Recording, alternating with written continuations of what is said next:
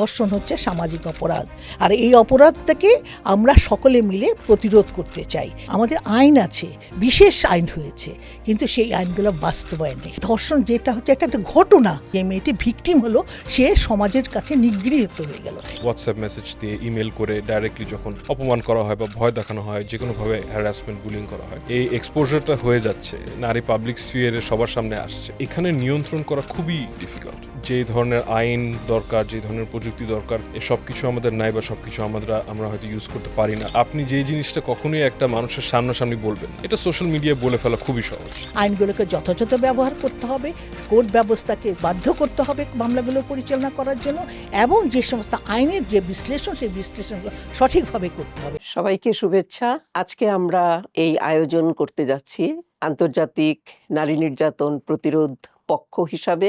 সারা বিশ্ব জুড়েই 25 ডিসেম্বর থেকে 10 ডিসেম্বর মানবাধিকার দিবস পর্যন্ত প্রতিপালিত হবে নানা ধরনের কর্মসূচি নারীর প্রতি সহিংসতার বিরুদ্ধে। এই বছরে বৈশ্বিকভাবে যে স্লোগান নির্ধারণ করা হয়েছে, unite to end digital violence against women and girls, এরই আলোকে বাংলাদেশ মহিলা পরিষদ যে স্লোগান নির্ধারণ করেছে, সেটা হচ্ছে নারী ও কন্যার প্রতি সকল ধরনের সাইবার সহিংসতাকে না বলুন এবং সকল প্রকার নারী নির্যাতনকে না বলুন। এই উপলক্ষে আজ আমরা এখানে এই আলোচনায় সমবেত হয়েছি বাংলাদেশ মহিলা পরিষদের পক্ষ থেকে। আমাদের সঙ্গে আজকে আছেন বাংলাদেশ মহিলা পরিষদের যুগ্ম সাধারণ সম্পাদক অ্যাডভোকেট মাসুদা রেহানা বেগম, তিনি সুপ্রিম কোর্টের আইনজীবী, এবং আমাদের সঙ্গে আছেন শেহজাদ মোহাম্মদ আরেফিন, তিনি ব্র্যাক বিশ্ববিদ্যালয়ের সমাজ ও অর্থনীতি বিভাগের জ্যেষ্ঠ প্রভাষক। আমি নিজে আছি বাংলাদেশ মহিলা পরিষদের কেন্দ্রীয় কমিটির লিগ্যাল এইড সম্পাদক রেখা সাহা। আজকে আমরা এখানে মূলত আলোচনা করব নারীর প্রতি যে সাইবার সহিংসতা চলমান আছে, এই বিষয়টি নিয়ে আমরা আলোচনা করব। পাশাপাশি বাংলাদেশে নারী নির্যাতনের যে একটি ভয়াবহ রূপ ধর্ষণ, সেই ধর্ষণের যে সহিংস রূপ এবং তার প্রতিকারে কি করা যায়, জনজীবনে কি ধরনের সহিংসতা হলে পরে কি ধরনের প্রভাব পড়ে নারীদের উপর, মেয়েদের উপর, সেই প্রভাবগুলোর প্রতিকারে আমরা নাগরিক সমাজ হিসাবে আমরা কি করতে পারি, সরকার কি করতে পারে, গণমাধ্যম কি করতে পারে, তরুণ প্রজন্ম কি করতে পারে, মূলত এই বিষয়গুলো নিয়ে আমরা আলোচনা করব আমাদের মধ্যে। তো আমি শুরুতেই মনে হয় যে আমি আমাদের যুগ্ম সাধারণ সম্পাদক অ্যাডভোকেট মাসুদা রেহানা বেগম, ওনার কাছে চলে যেতে চাই। আমি আলোচনা করতে চাই এবং আপনার কাছ থেকে আমরা জানতে চাই, সবাইকে জানাতেও চাই, যে এই যে ধর্ষণের মতো একটি মানবতা বিরোধী অপরাধ চলমান আছে বাংলাদেশে, এবং আমরা দেখছি যে সম্প্রতিকালে এই ভায়োলেন্সের ঘটনাগুলো কিন্তু বেড়েই চলেছে, যা আমাদেরকে উদ্বিগ্ন করে তুলছে। এই ধর্ষণের মতো ঘটনাগুলো কেন বাড়ছে এবং মূলত মূল কারণ কি, এই ঘটনাগুলোর পেছনের কারণটা কি, সেই বিষয়টা যদি আপনি আমাদেরকে একটু বলেন। ধন্যবাদ রেখা সাহা। আসলে ধর্ষণ একটা মানবতা বিরোধী অপরাধ, ইতিমধ্যেই আপনি বলে ফেলেছেন। কিন্তু এই মানবতা বিরোধী অপরাধ তো শুধু খালি বাংলাদেশে না, সারা বিশ্বেই আছে। সেই জন্যই কিন্তু আমরা এই 16 দিনের ক্যাম্পেইনে এটা বলতে শুরু করেছি যে নারীর প্রতি সহিংসতা প্রতিরোধ এবং নারীর মানবাধিকার রক্ষা। এবং নারীর মানবাধিকার রক্ষা করতে গেলে ধর্ষণ মামলার ক্ষেত্রে যে সমস্তগুলো সমস্যা রয়েছে, পারিবারিক, রাষ্ট্রীয়, সামাজিক সমস্যা আছে, সেই সমস্যাগুলোকে আমাদের চিহ্নিত করার সময় কিন্তু আজকের এই 16 দিন থেকে হয়তো বা কিছু কিছু সুপারিশ আমাদের সামনে আসবে। কিন্তু ধর্ষণ অ্যাজ এ হোল একটা সমস্যা, যে সমস্যায় সারা পৃথিবীর মানুষ আমরা সোচ্চার হয়েছি মানবতার বিরোধী আন্দোলন করার ক্ষেত্রে। সেক্ষেত্রে বাংলাদেশ মহিলা পরিষদ একটা বিশেষ ভূমিকা পালন করছে। যেন ধর্ষণ একটা, যে পরিবারে যে ঘটনাটা ঘটে যায়, এটা একটা সুদূর প্রসারী একটা বিষয়, যে কারণ এই সমস্যাটাকে সমাধানের জন্য নানাভাবে আমরা চেষ্টা করেও কিন্তু আমরা ধর্ষণের অবস্থাটা এই সমাজে এখন পর্যন্ত কমাতে সক্ষম হইনি। আর তাছাড়া এই মামলাগুলো পরিচালনার ক্ষেত্রে যে সমস্যাগুলো আমরা সৃষ্টি হয়েছে, আমাদের আইন আছে, বিশেষ আইন হয়েছে, কিন্তু সেই আইনগুলো বাস্তবায়ন নেই। সেই বাস্তবায়নের ক্ষেত্রে আমাদের এই 16 দিনের ক্যাম্পেইনে কিন্তু প্রতিটা ঘটনাতেই আমরা এই কথাগুলো বলবো যে ধর্ষণ মামলাকে না বলুন। কেন না বলুন? ধর্ষণ হচ্ছে সামাজিক অপরাধ, আর এই অপরাধটাকে আমরা সকলে মিলে প্রতিরোধ করতে চাই। আর সেজন্যই ধর্ষণ মামলার ক্ষেত্রে আমাদের কাজ শুরু করতে হবে, এখন থেকেই স্লোগান তুলতে হবে, প্রতিকারের ব্যবস্থা নিতে হবে, আইনি ব্যবস্থায় চালিয়ে চলে যেতে হবে। আরেকটা এর সঙ্গেই আরেকটা প্রশ্ন করতে চাই। আপনি তো মোটামুটিভাবে আইনের জায়গাটা বললেন। কিন্তু যখন একজন নারী অথবা কম বয়সী একটা মেয়ে ধর্ষণের যখন শিকার হয়, তখন তার উপরে সামাজিক এবং পারিবারিক প্রভাবটা কেমন পড়ে? একটা জিনিস সবসময় বলতে হয় যে ধর্ষণ মামলাটাকে আমাদের পরিবার, সমাজ এবং রাষ্ট্র স্বাভাবিকভাবে গ্রহণ করে না বিধায়ই তো এই মামলার ক্ষেত্রে নানা রকম প্রতিকূলতার মধ্যে দিয়ে আমাদের চলতে হয়। যেমন একটা মেয়ের ঘটনা ঘটে গেল, সেই ঘটনাটা ঘটার পরে পরিবার কিন্তু তাকে গ্রহণ করছে না। কেন করছে না? তার একটা পাশে বোন আছে। সেই বোনের এই মামলাটা যদি সে করে, সেই মামলাটি করতে গেলে সেই বোনের বিয়েটা দিতে পারবে না। তাহলে মামলাটা না করে, এটা কিন্তু আমরা নারী আন্দোলন যারা করে, যারা মহিলা পরিষদ করি, আমরা কিন্তু সামাজিকভাবে এটা প্রতিরোধ করার জন্য আমরা কিন্তু তার পাশে ছুটে গিয়েছি। কিন্তু এই যে মানসিকতার পরিবর্তন, অর্থাৎ এইখানেই মানসিকতার পরিবর্তন করতে হলে পরিবার থেকে শুরু করতে হবে। আমরা সবসময় দেখেছি, দেখেন আমাদের জেন্ডার ভায়োলেন্সটা এখানেই তো হচ্ছে যে নারীকে নারী বানাচ্ছে, মানুষ বানাচ্ছে না, আর ছেলেকে ছেলে বানাচ্ছে এবং পুরুষকে মানুষ বানাচ্ছে। এই যে বৈষম্য, এই বৈষম্যগুলোর কারণেই পরিবার থেকে এগুলোকে স্বাভাবিকভাবে গ্রহণ করাচ্ছে না। যে ঘটনাটি ঘটে গেল, সমাজে কিন্তু এমন একটা অবস্থা হলো যে ওরে বাবা, ওই পরিবারে একটা ধর্ষণের ঘটনা ঘটেছে, ওরে বাবা ওই পরিবারের সাথে সম্পর্ক রাখা যায়। এই যে মানুষদের মনস্তাত্ত্বিক অবস্থাটা, যে ধর্ষণ যেটা হচ্ছে একটা ঘটনা, কিন্তু ওটাকে এমনভাবে চিহ্নিত করা যে মেয়েটি ভিকটিম হলো, সে সমাজের কাছে নিগৃহীত হয়ে গেল। এই নিগৃহীত মানুষগুলোকে সহায়তা দেওয়ার জন্য বাংলাদেশ মহিলা পরিষদ আমরা কাজ করি। অনেক ধন্যবাদ। আমি এবার একটু শেহজাদের কাছে যেতে চাই। আমরা জানি যে নারীর প্রতি সহিংসতার বিভিন্ন ধরন আছে। এর বিভিন্ন রূপ আছে, এর বিভিন্ন মাত্রা আছে। এবং এই যে বিভিন্ন রূপ, বিভিন্ন ধরন, এটা বিভিন্ন প্রজন্ম, বিভিন্ন শ্রেণী, পেশার নারীদের উপর প্রভাবটা কিন্তু ভিন্ন ভিন্নভাবে পড়ে। তো সেই ক্ষেত্রে এখন বর্তমান পৃথিবীতে আমরা জানি যে প্রযুক্তি একটা অনেক বড় জায়গা দখল করে আছে, এবং এই প্রযুক্তির ক্ষেত্রেও এখন আমরা দেখছি যে এটা অগ্রগতির জন্য সহায়ক, কিন্তু পাশাপাশি আবার দেখা যাচ্ছে যে এটা আবার নারীর প্রতি সহিংসতার আরেকটা খুব শক্তিশালী অস্ত্র হয়ে উঠেছে। এই যে জায়গাটা, এবং এই কারণেই কিন্তু বৈশ্বিকভাবে এবার এই ডিজিটাল ভায়োলেন্সটাকে অগ্রাধিকার দিয়ে কথা বলা হয়েছে। সেই ক্ষেত্রে আপনি বাংলাদেশে বর্তমানে এই সাইবার ভায়োলেন্সের যে রূপ অথবা তার যে একটা ক্রমবিকাশ আমরা দেখছি, আপনার জানা মতে, আপনার অভিজ্ঞতা মতে আপনি এই ধরনের সহিংসতাকে কিভাবে বিশ্লেষণ করবেন অথবা কিভাবে আপনি দেখবেন? ধন্যবাদ আমাকে আপনাদের প্রোগ্রামে ডাকার জন্য। আপনি ঠিকই বলেছেন যে আমাদের এখন এই সাইবার ভায়োলেন্স বা ডিজিটাল স্ফিয়ারে যে ভায়োলেন্স, বিশেষ করে নারীর প্রতি, এটা একটা এপিডেমিকের মতো স্কেলে চলে গেছে। এটা একভাবে আমরা চিন্তা করতে পারি যে যেটাকে আমরা ট্রেডিশনাল জেন্ডার বেসড ভায়োলেন্স বলি, সেটা আম, নারী যে পাবলিক স্ফিয়ারে আছে সেটার জন্য তাকে ডিসিপ্লিন করা বা পানিশ করা, সেটার এক ধরনের উপায়। তো ডিজিটাল স্ফিয়ার, সেটা সোশ্যাল মিডিয়া হোক, যেমন ফেসবুক, অথবা বিভিন্ন ধরনের ফোরাম আছে, রেডিট, অথবা ডাইরেক্টলি হোয়াটসঅ্যাপ মেসেজ দিয়ে, ইমেল করে ডাইরেক্টলি যখন অপমান করা হয় বা ভয় দেখানো হয়, যে কোনোভাবে হ্যারাসমেন্ট, বুলিং করা হয়, এটাও এক ধরনের পাবলিক স্ফিয়ারে আসার জন্য পানিশমেন্ট। যেহেতু এই এক্সপোজারটা হয়ে যাচ্ছে, নারী পাবলিক স্ফিয়ারে সবার সামনে আসছে, সে হয়তো তার মতামত শেয়ার করছে, তার ছবি শেয়ার করছে, ভিডিও শেয়ার করছে, এটার এইখানে ওই লেভেলে বা ওই স্ফিয়ারে একই ধরনের পানিশমেন্ট, একই ধরনের ডিসিপ্লিনিং জিনিসটা নিয়ে যাওয়াটা, এটা আমরা একভাবে এই সাইবার ভায়োলেন্সটা এভাবে আমরা দেখতে পারি।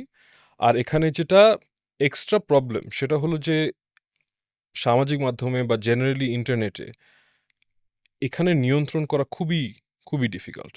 একজন একটা পোস্টে কমেন্ট করছে বা এক ধরনের ফেক অ্যাকাউন্ট দিয়ে কাউকে হ্যারাসমেন্ট করছে বা ছবি নিয়ে সেটা বিভিন্নভাবে বিকৃত করে পোস্ট করছে, শেয়ার করছে। শুধু একজন না, ৪-৫ জন মিলে ১০টা ফেক অ্যাকাউন্ট নিয়ে করছে। এটা ট্র্যাক রাখা, আ রেগুলেট করা খুবই ডিফিকাল্ট। এটার জন্য আমাদের যে ধরনের আইন দরকার, যে ধরনের প্রযুক্তি দরকার, সবকিছু আমাদের নাই বা সবকিছু আমরা হয়তো ইউজ করতে পারি না। এটা একটা কারণ। আর বিশেষ আরেকটা কারণ হলো যে এটা খুব সহজ। মানে আপনি যেই জিনিসটা কখনোই একটা মানুষের সামনে হয়তো বলবেন না, সামনাসামনি বলবেন না। এটা সোশ্যাল মিডিয়ায় বলে ফেলা খুবই সহজ। আর সেটা যেহেতু বেশিরভাগ ক্ষেত্রে কোনো প্রতিকার হয় না, কোনো ধরনের পানিশমেন্ট হয় না। এটা আ যারা এগুলা করে আ তারা এটাকে একেবারে তাদের নরমাল একটা জিনিস হিসেবেই মেনে নেয়। ইনফ্যাক্ট এটা একটা কম্পিটিটিভ নেচারও হয়ে যায় যে কে কত বেশি করতে পারে। মানে এটা এক ধরনের স্ট্যাটাস যে আমি এতটা যেটাকে বলে ট্রোল করতে পারছি একটা পোস্টে। তো এই সব দিক দিয়ে আরকি আমার মনে হয় যে এইটার স্কেলটা দিনকে দিন বেড়ে যাচ্ছে আর আমাদের আসলে কন্ট্রোলের বাইরে চলে যাচ্ছে। অনেক ধন্যবাদ। তো আপনি যেহেতু আ ইউনিভার্সিটিতে পড়াচ্ছেন, আপনার অনেক বেশি সংযোগ হচ্ছে শিক্ষার্থীদের সাথে। তো এইখানে এই ক্ষেত্রে এই সাইবার ভায়োলেন্স এর ক্ষেত্রে এডুকেশনে মেয়েরা কি এই ক্ষেত্রে কিছুটা আ পিছিয়ে পড়ছে? আমি এটা বলছি যে তার বিকাশের ক্ষেত্রে, তার ডেভেলপমেন্ট এর ক্ষেত্রে এই সাইবার ভায়োলেন্সটা কিভাবে তাকে ক্ষতিগ্রস্ত করছে? জি। আম আমাদের যে জিনিসটা মাথায় রাখতে হবে যে এখন যারা ধরেন স্কুলে পড়ছে বা ইউনিভার্সিটির বয়স, তারা কিন্তু তাদের জন্য ডিজিটাল স্ফিয়ারটা তাদের আশেপাশের দুনিয়া বা ফিজিক্যাল দুনিয়া থেকে আলাদা কিছু না। তারা পুরাপুরি এটা তাদের এভরিডে লাইফের অংশ। তো তারা ফেসবুকে, হোয়াটসঅ্যাপে, টুইটারে যেভাবে ইন্টারঅ্যাক্ট করে, যাদের সাথে ইন্টারঅ্যাক্ট করে সেখানেই ফটো শেয়ার করছে, সেখানে আ মেসেজ করছে, সবকিছুই ওখানে হচ্ছে। ওই জায়গাটাতে যখন তারা হ্যারাসমেন্টের শিকার হয় বা কন্টিনিউয়াসলি আ বুলিংয়ের শিকার হচ্ছে, তখন কিন্তু মোটামুটি ঘরের মধ্যে আটকায় থাকার থেকেও খারাপ অবস্থা তাদের মেন্টালি। কারণ ঘরের মধ্যে আটকায় থেকেও তারা এট লিস্ট ফেসবুকের মাধ্যমে বা যে ইন্টারনেটের মাধ্যমে ডিজিটাল স্ফিয়ারে তাদের এক ধরনের প্রেজেন্স বা এক ধরনের লাইফ মেইনটেইন করা সম্ভব। কিন্তু সেখানে যখন এই অ্যাটাকগুলো চলে আসে, আম আর সেটা যেহেতু তার প্রতিকার পাওয়ার কোনো ধরনের উপায় সে পাচ্ছে না বা কার কাছে যাবে, কিভাবে থামাবে? একটা জায়গায় ফেসবুকে একটা কমপ্লেইন করলে আরেক জায়গা থেকে আসছে। এইটা একটা ভয়াবহ এক ধরনের চাপ সৃষ্টি করে। তো আমি আমার এক্সপেরিয়েন্সে এখন যেটা দেখছি, এটা তো এখন না, বেশ অনেকদিন ধরেই হচ্ছে যে আমাদের শিক্ষার্থীদের মেন্টাল হেলথ অবস্থা কিন্তু বেশ খারাপ, বেশ খারাপ। আমাদের এইটা এই নাম্বারসগুলোও কিন্তু আমরা সবসময় জানি না। কারণ অনেক ক্ষেত্রে আমাদের শিক্ষার্থীদের আ তারা আসলে সুইসাইড অ্যাটেম্প্ট নিচ্ছে বা সুইসাইড করছে। সবসময় বাবা-মারা এটা করতে চায় না, প্রকাশ করতে চায় না। আমার আমার এক্সপেরিয়েন্স অনুযায়ী এই রেটটা কিন্তু বেড়েই যাচ্ছে। আর এটা বেশিরভাগ ক্ষেত্রে এক ধরনের মেন্টাল হেলথ ইস্যু আছে। তার মধ্যে হ্যারাসমেন্টের শিকার হওয়া। এটা যে শুধু নারীর ক্ষেত্রে হচ্ছে তা না। কিন্তু অবশ্যই নারীর ক্ষেত্রে বেশি হচ্ছে। এটা ডেফিনিটলি একটা বিশাল ইমপ্যাক্ট। সেটার জন্য ক্লাসে আসতে না পারা বা ক্লাসে আসতে এক ধরনের লজ্জা পাওয়া বা ভয় পাওয়া। হয়তো সেই ক্লাসেই কেউ একজন এই কাজটা করছে। এটা জানার কোনো উপায়ও নাই। ইনফ্যাক্ট আমাদের ক্ষেত্রে অনেক ফ্যাকাল্টিও এসবের শিকার হয়েছে। নারী ফ্যাকাল্টি। আম ওই ক্লাসের কোনো স্টুডেন্টই এরকম কাজ করছে। তো এরকম যে কে করছে, কোথা থেকে করছে এটা না জানা, এটা তো আরেকটা অন্য লেভেলের এক ধরনের ট্রমা বা ভয়ের সৃষ্টি করে। তো এটা থেকে সেমেস্টার ড্রপ করা, পিছায় পড়া, ফ্যাকাল্টির কাছে হেল্প নিতে চাচ্ছে না লজ্জায় বা ফ্রেন্ডদের থেকে আলাদা হয়ে যাওয়া, অনেক ধরনের ইমপ্যাক্ট হয়। আর সেটা থেকে ন্যাচারালি আমরা বুঝতেই পারছি যে পড়াশোনার উপর ইমপ্যাক্ট হয়, নিজেদের জীবনের উপর ইমপ্যাক্ট হয়। তার উপর তাদের নিজেদের বাসার অবস্থা যে নেসেসারিলি খুব সাপোর্টিভ এসব বিষয় তাও না, আবার উল্টাটাও হতে পারে। তো সব দিক দিয়ে আসলে এটার একটা বিশাল ইমপ্যাক্ট। আমরা কিন্তু আলোচনার মধ্যে দিয়েই দেখলাম যে অনেকগুলো সহিংসতা আছে যেগুলো খুবই ক্রুড ভায়োলেন্স। ক্রুড ভায়োলেন্স মানে হচ্ছে যে দেখা যায়, প্রকাশ্য হিসাবে আসে। আবার কিছু, কিছু ভায়োলেন্স আছে যেগুলো হচ্ছে যে চোখের অন্তরালে ঘটে যায়। যেমন ডিজিটাল ভায়োলেন্স। এটা কিন্তু চোখের অন্তরালে ঘটছে, প্রকাশ্যে ঘটছে না। কিন্তু তার একটা সুদূর প্রসারী প্রভাব পড়ছে। যার আবার সম্ভাবনা তৈরি হয় যে তার বাস্তব জীবনেও এটা বড় রকমের প্রভাব ফেলে। তো আমরা আজকে কিন্তু ২ টা বিষয় নিয়ে আলোচনা করছি। যে একটা হচ্ছে যে প্রযুক্তিতে ভায়োলেন্স, আরেকটা হচ্ছে ভায়োলেন্সের একেবারে বর্বরতম রূপ। যেটা হচ্ছে ধর্ষণ। কাজেই দুই ধরনের রূপ নিয়ে কিন্তু আমরা এখানে আজকে আলোচনা করছি। এই যে আমাদের শেহজাদ ভাই বললেন যে ডিজিটাল ভায়োলেন্সেরই প্রভাব আবার বাস্তব জীবনে এসেও পড়ে। এটা কি এরকম কি কোনো ইনফরমেশন আমাদের কাছে আছে যে এখানে মানে ধর্ষণের আমরা যেরকম জানি যে ধর্ষণের হুমকি দেওয়া হচ্ছে, এটাও ডিজিটাল ভায়োলেন্সের একটা অংশ, কিন্তু হুমকিটা দেওয়া হচ্ছে কিন্তু ধর্ষণের হুমকি দেওয়া হচ্ছে। তো এই ক্ষেত্রে আইন কি বলছে আসলে? আসলে আইনে যেটা বলেছে, যেটা ধর্ষণ, এটা কিন্তু একটা মানব অধিকারের লঙ্ঘন। সে যেখানে আইনকে কিন্তু ওইভাবে ধর্ষণের এই হুমকিটাকে যেভাবে বলতেছে, তাকে চেষ্টা করে, ধর্ষণের চেষ্টা। এই যে চেষ্টা করা, এটাও কিন্তু আইনগতভাবে একটা ব্যবস্থা আছে নারী ও শিশু নির্যাতন দমন আইনের মধ্যে। সেই আইনটাকে বাস্তবায়ন করতে গিয়ে আমরা লক্ষ্য করছি, যেহেতু আমি আইনের মানুষ, আমি আইনকে নিয়ে নাড়াচাড়া করি, সেই ক্ষেত্রে আমার একটা ধারণা যে এইটাকে নিয়ে, এই ধর্ষণ মামলাগুলোকে নিয়ে আমরা যেভাবে চিন্তা করছি যে একটা প্রতিরোধ করতে হবে, প্রতিকার করতে হবে, তাকে সমাজের স্বাভাবিক অবস্থায় নিয়ে যেতে হবে, যেটা ডিজিটাল ভায়োলেন্সের ক্ষেত্রে তারা বলতে পারছে না। কিন্তু যখন আমরা জানছি ধর্ষণের একটা চেষ্টা চলছে, তাহলে সে ধর্ষণের মামলাটা কিন্তু চেষ্টার একটা মামলার একটা সুযোগ আছে। কিন্তু দেখা যায় কি, বেশিরভাগ ক্ষেত্রে আমাদের পারিবারিক মনস্তত্ত্বটাকে দেখতে হবে, যে পারিবারিক মনস্তত্ত্ব সেখানে চায় না যে এই বিষয়গুলো বাইরে বেরোক। এই জায়গাটায় পরিবারকে সচেতন করতে হবে, সমাজকে সচেতন করতে হবে, সাথে সাথে রাষ্ট্রীয় যে ব্যবস্থা, আইনি যে ব্যবস্থা, সেই আইনি ব্যবস্থা গ্রহণের সুযোগ সৃষ্টি করতে হবে।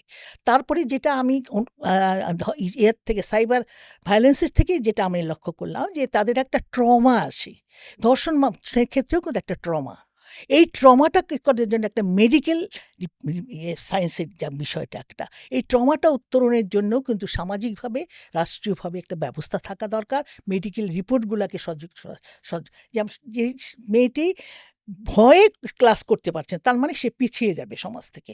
এই যে নারীদেরকে পিছানোর, এটাও কিন্তু একটা অস্ত্র হিসেবে ব্যবহার হচ্ছে, যে অস্ত্রটা আমরা সামাজিক ভাবে পরিমণ্ডল থেকে এটা সৃষ্টি করছি।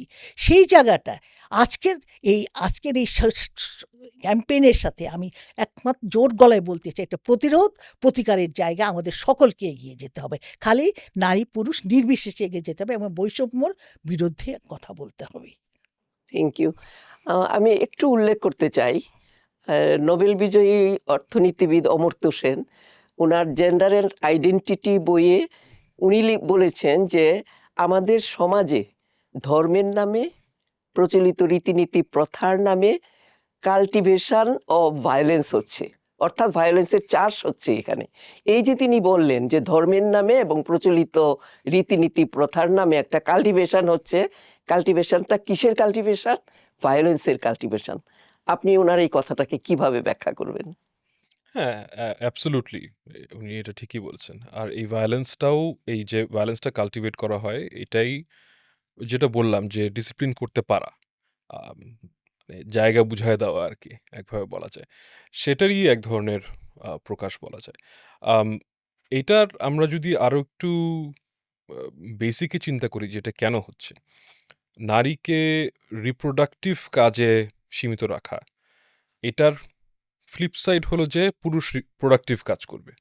নারী যদি ঘর সংসার দেখে, ঘর থেকে বের হবে না, বাচ্চা-কাচ্চা দেখবে, এটা এনশিওর করার জন্য কিন্তু পুরুষের আয় করতে হবে, আর যথেষ্ট আয় করতে হবে। সংসার মেইনটেইন করার জন্য, এই পরিবারের অ্যাসপিরেশন মেইনটেইন করার জন্য, আর তার সাথে সিকিউরিটি প্রোভাইড করতে হবে, মান-ইজ্জত রক্ষা করতে হবে, যেগুলো আমরা সাধারণত মনে করি।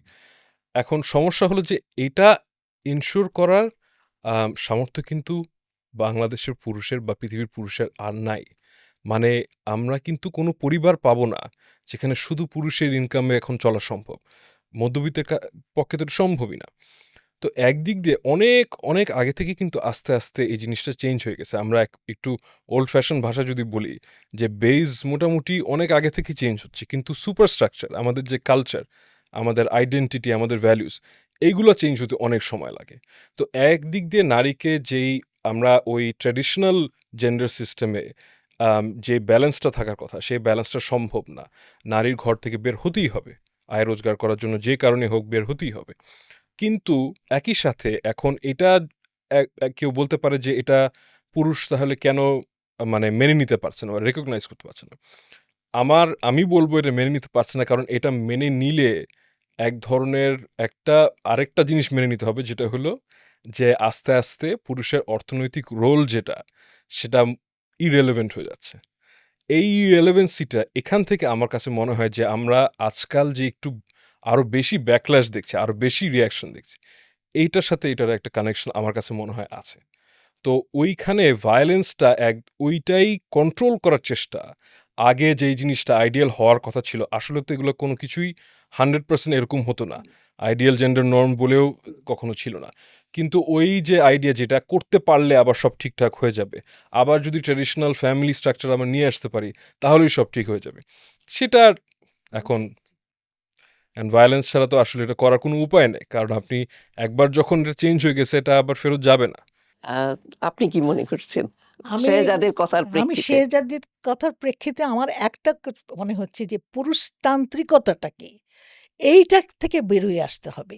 আমাদের দেশে পুরুষরা ব্রেড রান্নার থাকবে, নারীরা ঘর সংসার সামলাবে। এই মূল্যবোধটা, এই চর্চাটার থেকে আমাদের বের করে আনার জন্যই কিন্তু এই ধরনের প্রোগ্রামগুলো আমরা পডকাস্ট করি, আমরা আন্দোলন করি, আমরা মাঠে যাই, মানুষকে সচেতন করি। এই কাজগুলো আমাদের করতে হবে, প্রতিনিয়ত করতে হবে, নিরলসভাবে করতে হবে। যেটা বাংলাদেশ মহিলা পরে 4 দশক ধরে নিরলস হয়েও আমরা কিন্তু ধর্ষণ ঠেকাতে পারি নাই। জিরো টলারেন্স, নারী নির্যাতনের বিরুদ্ধে জিরো টলারেন্সের জায়গাটা আনতে পারি নাই। সেক্ষেত্রে ওই যে পুরুষের আমিত্ব, আমি স্বামী, তার মানে কি, আমি হচ্ছি ব্রেড আর্নার, আর তুমি কি, তুমি আমার নিজের বৈষম্যটা ওইখানে শুরু হয়েছে। ওই বৈষম্যটাকে আমার বন্ধ করতে হবে। কারণ আমি মানুষ, দুটো মানুষ একসাথে পার্টনার হিসেবে সংসার করছি। পার্টনারের দায়িত্ব সমদায়িত্ব, এবং সেখানে আইন, যেটা শেহজাদ বলেছে যে এখন আর একজনের আইনে সংসার চলবে না। সংসার চালাতে গেলে দুজনের আর্ন করতে হবে। তাহলে আমরা দুজনের পার্টনারশিপ ডিট আমার আছে, তাহলে আমরা সেইভাবে আমার সংসারটাকে পরিচালনা করব। এই মনস্তত্ত্ব যতদিন পর্যন্ত আমরা পরিবার, সমাজ, রাষ্ট্রে আনতে না পারবো, ততদিন পর্যন্ত নারীর প্রতি সহিংসতা দূর করা খুবই কঠিন ব্যাপার। আচ্ছা, এতে কি একটা নারী যখন ভায়োলেন্সের শিকার হয়, ধর্ষণের শিকার হয়, তখন কি শুধুমাত্র নারী ক্ষতি হয়? না, এটা কি পুরুষরা কি কোনোভাবে ক্ষতিগ্রস্ত হন না? আপনি আম- এটাকে কিভাবে ব্যাখ্যা করবেন আমি যে? আমি তো অবশ্যই ব্যাখ্যা করতে পারবো। আমার পুরুষরা কেন ক্ষতিগ্রস্ত হবে না? একটা পরিবারে বাবা, মা, ভাই, বোন, সন্তান, তার মধ্যে ছেলে, নারী, পুরুষ দুজনই আছে। আমার বাবা এটাতে ক্ষতিগ্রস্ত হচ্ছে না, আমার সন্তান সেখানে একটা ক্ষতিগ্রস্ত হচ্ছে না।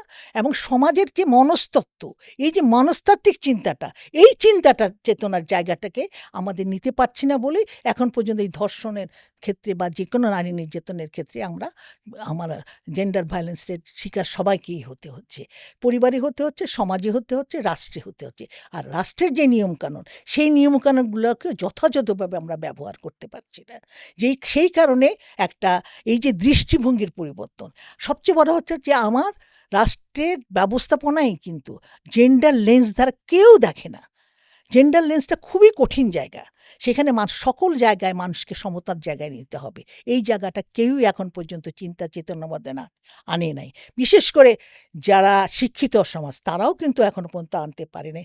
শিক্ষক আমার পাশে বসে আছেন, তারাও যদি এটা বলতে গেলে তাদেরকেই বলতে হবে। কারণ তারা মানে যেভাবে চিন্তা করছে যে আজকে ছেলেমেয়েরা পিছিয়ে যাচ্ছে কেন? এটা কারণটা হচ্ছে পারিবারিক যে ক্ষেত্রে যে অসম ব্যবস্থা আছে, সেই ব্যবস্থার জন্য আরও পিছিয়ে যাচ্ছে। সাথে সাথে এই যে ধর্ষণ, এই যে সাইবার বুলিং, এগুলোর ক্ষেত্রেও একটা দাগ ফেলতেছে তাদের মাঝখানে। আচ্ছা, আমার একটু খুব জানতে মানে ইচ্ছা যে এই বিচার যে চলছে, ধর্ষণের বিচার চলছে অথবা সহিংসতার বিচার, কিরকম রায়ের ইয়েটা, কিরকম আমরা কতটুকু আশা করতে পারি? আমার অভিজ্ঞতা অনুযায়ী, আমি দীর্ঘ 40 বছর ধরে আমরা প্র্যাকটিসে আছি, বা আমি মহিলা পরিষদের সংগঠনের সাথে আছি। আমি যত দেখেছি, সামগ্রিকভাবে যদি ধর্ষণের বিচারের জায়গা যেটা কেস ম্যানেজমেন্ট সিস্টেমটা এখনও সেইভাবে দ্বারা হয়নি। আমার একটা আইন আছে, ধর্ষণ বিরোধী আইন আছে। আমার একটা নারী ও শিশু নির্যাতন দমন আইন 2000 সাল থেকে 2025 সালে পর্যন্ত নানাভাবে এটা সংস্কার হয়েছে, কিন্তু আইনের বাস্তবায়নের জায়গায় সমস্যা রয়ে গেছে। যে তদন্তকারী কর্মকর্তা, সে জানে না, তার জেন্ডার লেন্সটা ক্লিয়ার না, সে হয়তো এমনভাবে একটা ধর্ষণের মামলাটা এনে দেয়, যাতে করে সেই মামলাটির ক্ষেত্রে রায় আনার পর্যন্ত সে এই যে ন্যায় বিচার যে মেয়েটি চায়, যে ভিকটিম যে আমার ন্যায় বিচার আমার কাছে চাচ্ছে, সেই ন্যায় বিচারটাকে আমরা নিশ্চিত করতে পারি না।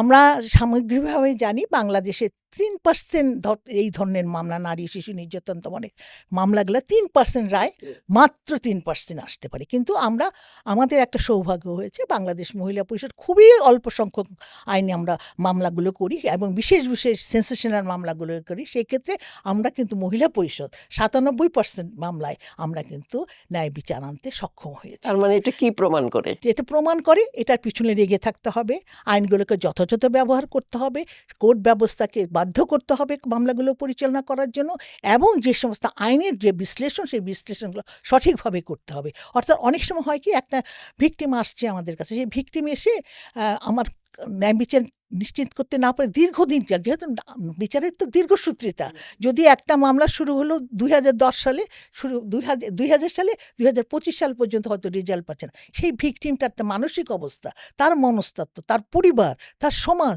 কীভাবে নিচ্ছে, সেটা তো আমরা কেউ বিশ্লেষণ করছি না। কিন্তু মহিলা পরিষদ আমরা যে মামলাগুলো করি, সেন্সেশনাল মামলাগুলো, তার পাশে আমরা দাঁড়াই, তার একেবারে আন্দোলন থেকে শুরু করে একদম তার যে মামলাটি তদন্তকারী কর্মকর্তা কী করছে সেটাকে আমরা ফলো আপ করি, তার সাথে সাথে মামলাগুলো পরিচালিত কীভাবে, যা সাধারণত আপনারা জানেন যে আমাদের এই ধর্ষণ মামলাগুলো বা যে সমস্ত নারী ও শিশু নির্যাতন দমন মামলাগুলো স্পেশাল কোর্ট আছে, সেই স্পেশাল কোর্টে স্পেশাল পিপি থাকে, তারা কিন্তু স্বাভাবিকভাবে এই যে ভিকটিমের পাশে সবসময় থাকে না।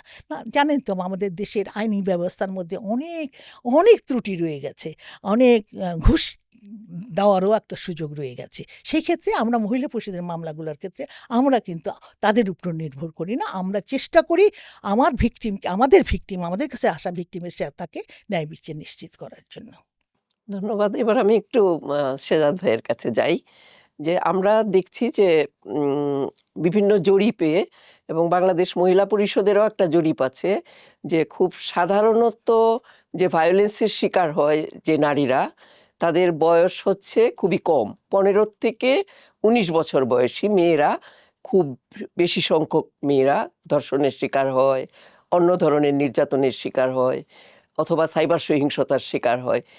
এবং তার পাশাপাশি আরেকটা উদ্বেগজনক বিষয় হচ্ছে যে এইসব অপরাধে তরুণ এবং কিশোররাই বেশি জড়িত থাকে। এই যে উদ্বেগজনক জায়গা, তরুণরা কেন এই ধরনের অপরাধের সঙ্গে জড়িত হয়ে যাচ্ছে, এটা আপনি আপনার দৃষ্টিভঙ্গির থেকে যদি একটু বলেন। আমার মনে হয় এখানে এই যে যারা এই অপরাধে জড়িত হচ্ছে, তারা কি ধরনের কালচারাল এনভায়রনমেন্টে বড় হচ্ছে। বিশেষ করে আমি যদি ইয়াং ছেলেদের কথা চিন্তা করি, এখনকার যারা বিশেষ করে ডিজিটাল যে স্ফিয়ারে তারা বড় হচ্ছে, যে ধরনের ফোরাম তারা যাচ্ছে, যে ধরনের ফেসবুক বা ইউটিউব কন্টেন্ট তারা দেখছে, এই দুনিয়াটা যদি আমরা দেখি, এই দুনিয়াটা কিন্তু অ্যাকচুয়ালি মানে ভয়ঙ্কর। মানে এখানে এক ধরনের ইন্ডাস্ট্রি আছে, এই সোশ্যাল মিডিয়া ইন্ডাস্ট্রি আছে, যেটা কিন্তু অনেক বছর ধরে ইয়াং ছেলেদের শিখাচ্ছে যে আসলে তাদের পুরুষ হওয়ার মানে কিভাবে পুরুষ হতে হয়। আর সেই পুরুষ হওয়ার ক্ষেত্রে তাদের মেইন শিক্ষা হলো যে নারী তোমার প্রতিপক্ষ, তাকে দমন করতে হবে। এটা যে কত ভয়াবহ মাত্রায় এখন ডিজিটাল স্ফিয়ারে হচ্ছে, এটা কিন্তু আসলে ওটা না দেখলে বোঝা যাবে না। এরকম অনেক ইনফ্লুয়েন্সার আমাদের দেশেও আছে, বিদেশে তো আছেই।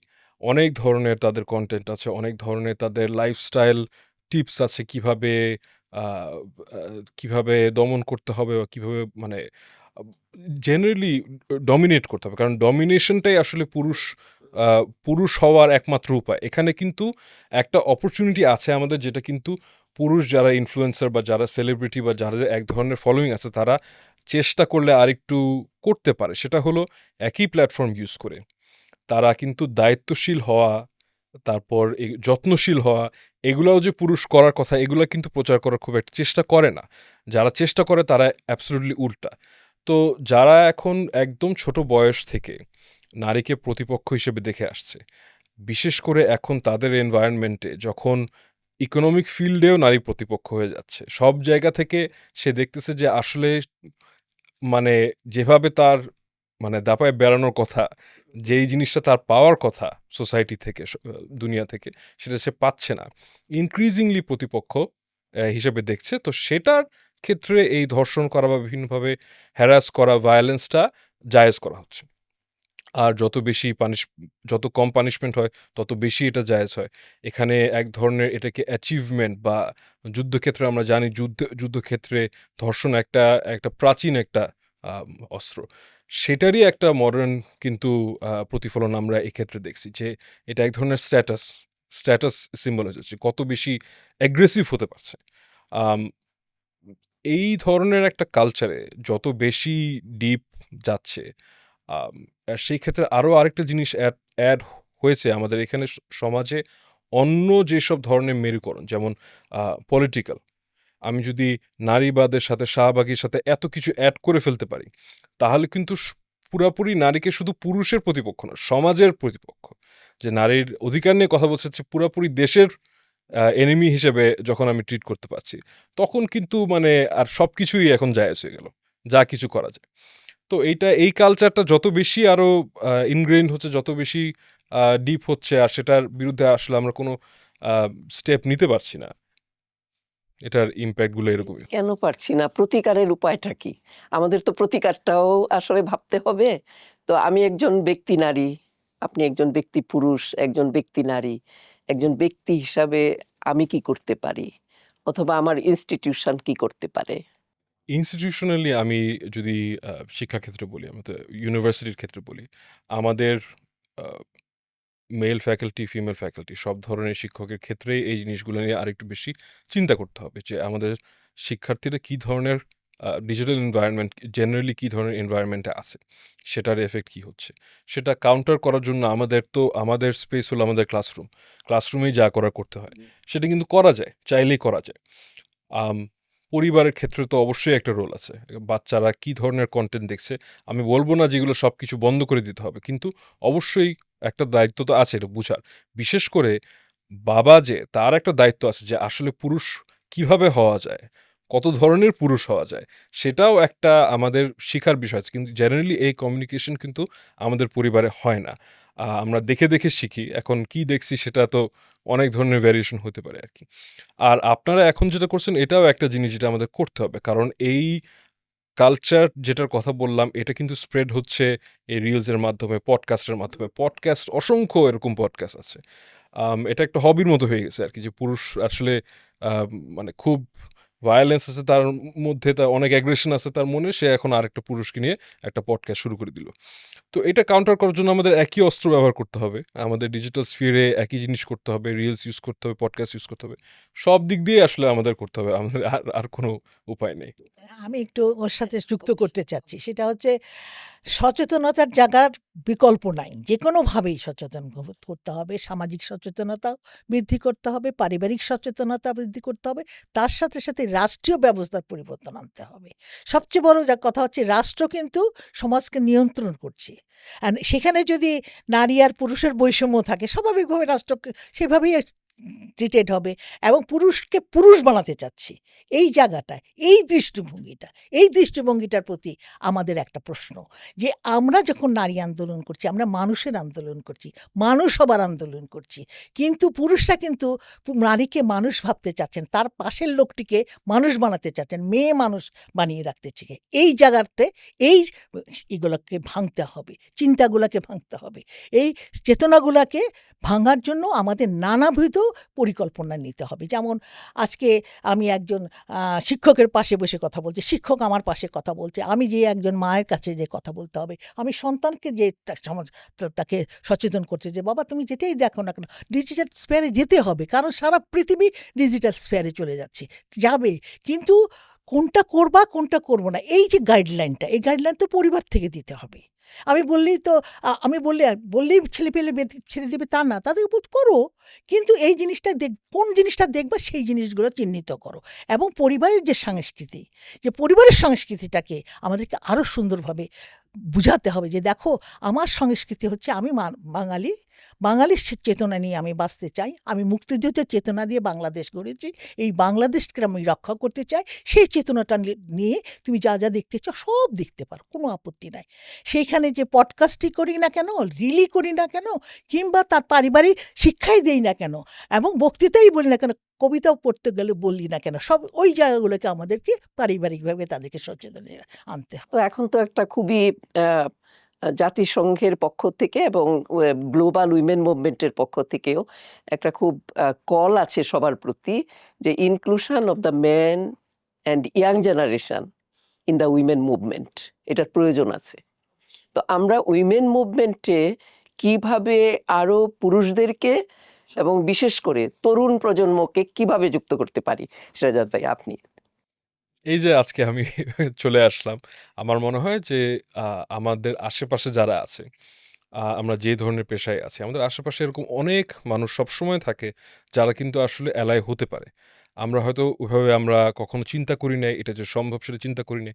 ওইটা চেষ্টা করলে আমার কাছে মনে হয় যে ওইটা যদি আমরা মনে করি যে সম্ভব, আমরা যদি এটা নিয়ে কথা বলি, আমরা যদি ওই দাওয়াতটা দিই, তাহলে ডেফিনেটলি এক ধরনের রেসপন্স হবে। কতটুকু হবে সেটা তো আর গ্যারান্টি নেই, কিন্তু আস্তে আস্তে হবে। কিন্তু আসলে আম, এটাও ঠিক যে আমরা ইন্ডিভিজুয়াল হিসেবে বা সংগঠন হিসেবে যেটাই করি, রাষ্ট্র যদি স্টেপ না নেয়, রাষ্ট্র যদি না দেখাতে পারে যে সে আসলে একজনকে নাগরিক হিসেবেই দেখছে, তাহলে মানুষ কখনোই এই মেসেজটা নিবে না। কারণ রাষ্ট্রর কাজই এটা, রাষ্ট্রর কাজ হলো সে কি করা যাবে কি করা যাবে না এটা দেখাবে। যদি একজন নারীকে আহ, একটা লঞ্চে তাকে আম, ইয়ে করা হয়, লাঞ্ছনা করা হয়, অথবা কোনো একটা জায়গায় ধর্ষণের হুমকি দেওয়া হচ্ছে, কোথাও হ্যারাস করা হচ্ছে, রাষ্ট্র যদি স্টেপ না নেয়, এটা কন্টিনিউ করবেই। সুতরাং এটার আসলে কোনো ধরনের কোনো বিকল্প নাই আমাদের। আর যেহেতু রাষ্ট্র যারা চালায় তারা যদি নিজে থেকে না করে, তাহলে আমাদের প্রধান কাজ তো অবশ্যই তাদেরকে জোর করে এই স্টেপটা নেওয়া। মানে অর্থাৎ বাধ্য করা মানে আমাদের অ্যাডভোকেসি প্রোগ্রামটাকে আরও শক্তিশালী করতে হবে। এবং সেই অ্যাডভোকেসি প্রোগ্রামের মধ্যেই নানাবিধ প্রোগ্রাম রাখতে হবে। কোনো সময় প্রেশার গ্রুপ হিসাবে আনতে হবে, কোনো সময় তাদের টকশোর মধ্যে আনতে হবে, আইনগুলো পরিবর্তনের আইন সংস্কারের জায়গায় যেতে হবে। বিশেষ করে দেখেন, আমরা ধর্ষণ মামলা আমরা করছি, যারা এখন পর্যন্ত আইন ডাক্তাররা আছেন, ডাক্তাররা জানেন না টু ফিঙ্গার টেস্টের যে বাতিল করা হয়েছে। আমরা কিন্তু এটা হাইকোর্ট থেকে একটা রুল পেয়েছি। হাইকোর্টের রুলের প্রেক্ষিতে কতগুলো গাইডলাইন দিয়েছে, তারা একটা মেডিকেল প্রোটোকল করেছে, সেই মেডিকেল প্রোটোকলটাকেও তারা বাস্তবায়ন করতে চাচ্ছে না। সেখানে কি করতে হচ্ছে, আমাদের মতো সংগঠন, নারী সংগঠন যারা নারীর মানবাধিকার নিয়ে কাজ করে, তাদেরকে প্রেশার গ্রুপ হিসেবে কাজ করতে হচ্ছে ওই প্রোটোকলটাকে বাস্তবায়ন করার জন্য। অর্থাৎ টু ফিঙ্গার টেস্ট ধর্ষণ মামলার ক্ষেত্রে কোনো প্রয়োজনীয়তা নাই, কিন্তু তথাপিও তারা কিন্তু অনেক ডাক্তার এখনও এত ডাক্তাররা সচেতন, এত শিক্ষিত মানুষ এখন পর্যন্ত সেই টু ফিঙ্গার টেস্ট থেকে বাতিল করতে তারা স্বীকৃত দিচ্ছে না। সেইখানে আমাদের একটা কাজ করতে হচ্ছে, তাদের মনস্তত্ত্বগুলোকে পরিবর্তন করার জায়গায় আনতে হচ্ছে, যেটা আমাদের ফরেন্সিক মেডিসিনের জায়গায় আসছে। ফরেন্সিক মেডিসিন যারা তারা একটা বিরাট আমার ধর্ষণ মামলার ক্ষেত্রে ফরেন্সিক মেডিসিন একটা বিরাট জায়গা দখল করে আছে। সে যদি সচেতন না থাকে, সে যদি জেন্ডার সচেতন না হয়, তার পক্ষে তো এই এই যে এই রিপোর্টটাই তো একটা ধর্ষণের বিরুদ্ধে যে রিপোর্টটা দিবে, সেটা তার সঠিক রিপোর্ট দিতে পারবে না। সেই জায়গাগুলোতেও আমাদের কাজ করতে, একদিকে আইন সংস্কারের আন্দোলন করতে হবে, একদিকে সামাজিক আন্দোলন করতে হবে, আবার প্রেশার গ্রুপ হিসেবে করতে হবে সামাজিক প্রতিরোধ। যেটা রেখা সাহেব আপনি বলেছেন যে আমরা কিভাবে করতে পারি, আমি তো সমাজের সকল লোককে নিয়ে এই আন্দোলনে আনতে হবে। অর্থাৎ এটা একটা ধরতে হবে, একটা এপিডেমিক হিসাবে ধরতে হবে, যে ধর্ষণ বা যে কোনো সাইবার সহিংসতা, তার বিরুদ্ধে সকল মানুষকে রুখে দাঁড়াতে হবে। তাহলেই সামাজিক আন্দোলনের সাথে সাথে রাষ্ট্রীয় ব্যবস্থাকে পরিবর্তন করার জন্য তাদের সাথে প্রেশার গ্রুপ হিসেবে কাজ করা এবং রাষ্ট্রকে বাধ্য করা সেই আইনগুলো পরিবর্তন করা। অনেক ধন্যবাদ। আপনি যেটা বললেন যে সকলকে নিয়ে, কিন্তু সম্প্রতিকালে আমরা দেখছি যে এই সকলের মধ্যে অনেক বিভেদ সৃষ্টির খুবই একটা অপচেষ্টা চলছে, যে বিভিন্নভাবে ডিভিশন করে ফেলা, নারীর বিরুদ্ধে বিদ্বেষ, নারীর বিরুদ্ধে ঘৃণা, যারা প্রান্তিক জনগোষ্ঠী আছে, হিজড়া জনগোষ্ঠী আছে, দলিত জনগোষ্ঠী আছে, তাদের বিরুদ্ধে এক প্রকার ঘৃণা। তার মানে হচ্ছে যে একটা অনৈক্য তৈরি করা। এই যে বিভেদের যে রাজনীতি বলবো আমি, হ্যাঁ, এটা হলো বিভেদের রাজনীতি। এই রাজনীতির মধ্যে আমরা কিভাবে একটা এই জায়গাটাকে কিভাবে মিনিমাইজ করে সবাইকে নিয়ে একটা আন্দোলন, আমরা বরাবর কি বলেছি, বরাবর আমরা বলেছি যে বৈচিত্র্যের মধ্যে ঐক্য, বৈচিত্র্য থাকবে কিন্তু তার মধ্যে একটা ঐক্যও থাকবে। এই বৈচিত্র্যের মধ্যে ঐক্যটাকে আমরা কিভাবে নিয়ে আসতে পারি, কোন প্রচার প্রচারণা, কোন পজিটিভ মেসেজ কি আমরা দিতে পারি সমাজকে, রাষ্ট্রকে, একটু শেহজাদ ভাই বলেন। আমার মনে হয় এখানে আপনি যেটা বললেন যে এক ধরনের বিভেদের রাজনীতি বা ভায়োলেন্সের রাজনীতি, এই এই রাজনীতির যে মেসেজগুলা, যেই ফর্মেই হোক, ডিজিটাল ফর্মে হোক, যেভাবেই হোক, আহ, এই মেসেজগুলো যে সবাই সবসময় বিশ্বাস করে পুরোপুরি তাও কিন্তু না। কিন্তু একটা সমাজে বা একটা দেশে যখন একটা ক্রাইসিস সিচুয়েশন থাকে বা অনেক ধরনের সমস্যা থাকে, সবাই একটা থিওরি চায় যে আসলে আমার জীবন, আমার সমাজ, আমার দেশের এই অবস্থা কেন, এক্সপ্লেনেশনটি কি, কারা এটার জন্য দায়ী, আর এটা কিভাবে আমরা চেঞ্জ করতে পারবো। এই স্পেসটা আমার কাছে মনে হয় যে যেটাকে আমরা বলি প্রোগ্রেসিভ যেসব ফোর্স, এইটা কিন্তু আমরা মোটামুটি আমাদের হাতছাড়া হয়ে গেছে। এই যে থিওরিগুলো আসছে আরেকটা জায়গা থেকে, আর এই থিওরি, এই এক্সপ্লেনেশনগুলো বলছে যে সমাজের সমস্যা, এই দেশের সমস্যা, এটার জন্য দায়ী হলো এই ধরনের মানুষ অথবা নারী এইসব করছে এই জন্য, যেমন ভূমিকম্প হচ্ছে কারণ নারী ওড়না পরে না, এই ধরনের জন্য এক্সপ্লেনেশন। নট নেসেসারিলি যে এইগুলা সবাই যারা শুনছে তারা সব এগুলো বিশ্বাস করে, কিন্তু অল্টারনেটিভ থিওরিটা কোথায়? আমাদের ওই অল্টারনেটিভ থিওরিটা বের করতে হবে। এক সময় এরকম আমাদের কিছু ছিল, 50-60s পর্যন্ত এরকম গ্র্যান্ড থিওরি আমাদের ছিল, যেটা এখন কিন্তু আমাদের নাই। এখন আমরা এখানে একটা সমস্যা, ওখানে আরেকটা সমস্যা, এভাবে করে একটা একটা করে আমরা কমব্যাট করার চেষ্টা করি। আম, এইটা আমার কাছে মনে হয় যে যথেষ্ট না। আমাদের কিন্তু ওই লেভেলে আবার যেতে হবে পুরাপুরি। এই যে যত ধরনের সমস্যা হচ্ছে, আর সব ধরনের যারা ভিকটিম হচ্ছে, ভিকটিমগুলো তো ছড়ায় ছিটায় আছে। তারা যে নেসেসারিলি নিজেদেরকে আপন মনে করে তাও না, তাদেরকে সবাইকে এক জায়গায় আনতে পারার মতো, আর এই সমস্যাগুলো কেন হচ্ছে, কিভাবে আমরা আগাতে পারবো, এইটা করার মতো আমাদের একটা ইন্টেলেকচুয়াল স্ট্রাগল একটা করতে হবে, আমাদের কালচারাল স্ট্রাগল একটা করতে হবে। সেটাও আমার মনে হয় জরুরি। খুবই খুবই ভালো কথা যে একদিকে হচ্ছে যে মানে একটা ইন্টেলেকচুয়াল ডেভেলপমেন্টের জন্য এক ধরনের স্ট্রাগল করতে হবে, মুভমেন্ট করতে হবে, আবার আরেকদিকে হচ্ছে যে অ্যাক্টিভিজম তো আছেই। সবই করতে হবে। আন্দোলনটাকে এমনভাবে ডিজাইন করতে হবে, সকলের মানুষের আন্দোলন হতে হবে। যেমন ধরেন ইন্টেলেকচুয়াল আন্দোলনের সাথে যেটা সংস্কৃতির কথা বলে, আসলে তো সংস্কৃতির চর্চাটা তো অনেক কমে, এখন তো আরও কমে যাবে। আমাদেরকে, নারীদেরকে তো ভিতরে নেওয়ার অনেক রকম কল্পনা চলছে। 5 ঘন্টা কাজ করলেই আমাদেরকে বেতন দেবে। আমি তো সেই বেতন চাই না। আমি মানুষের বেতন চাই। আমি মানুষ হতে চাই। আমি এই মানুষের বেতনটাকে আমি 8 ঘন্টা কাজ করেই করব। আমি পরিবারের কাজও করব। তোমাকেও আমার পাশে আসতে হবে। যে লোকটি আমার পাশে থাকবে, তাকেও আসতে হবে। কারণ এই বিশ্বাসটা যদি না জন্মায়, সমাজটাকে তো গড়তে পারবো না আমরা। এই সমাজটাকে আমরা কি সেই আয়ামী জাহেলিয়াতের যুগে নিব, না আমি প্রোগ্রেসিভ একটা আউটলুকে নিয়ে যাব? প্রোগ্রেসিভ আউটলুকে নিতে গেলে এই সকল কিছু কমবাইন করে আমি তার মানুষের জায়গা নিতে হবে।